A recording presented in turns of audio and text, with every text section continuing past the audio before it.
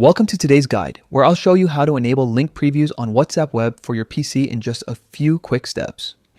This brand new update gives your chats a more dynamic look, letting you see a short preview of any link before clicking it, just like on the mobile app.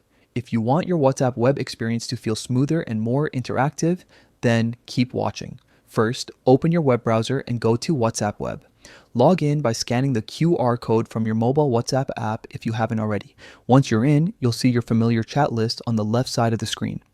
Now, take a look at the left side menu. You'll find a small gear icon. This is your settings menu. It's tucked away neatly, so make sure to spot it and click on it to open your WhatsApp web settings. In the settings panel, select privacy. This section controls how your messages, media, and online activity behave on WhatsApp web. Here's where the new update comes in. You'll now find an option labeled link previews.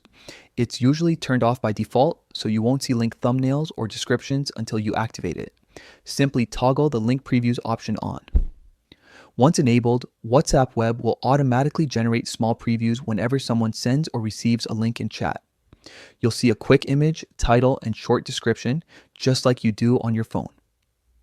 This small change can make your desktop experience much more engaging and practical. You can glance at what a link is about before clicking, which saves time and helps you stay safe from suspicious links. And that's it. You've successfully turned on link previews on WhatsApp Web. It's simple, but it adds a nice touch of convenience and polish to your everyday conversations. If you found this helpful, don't forget to share it with someone who uses WhatsApp Web regularly, and stay tuned for more easy tech tips like this one.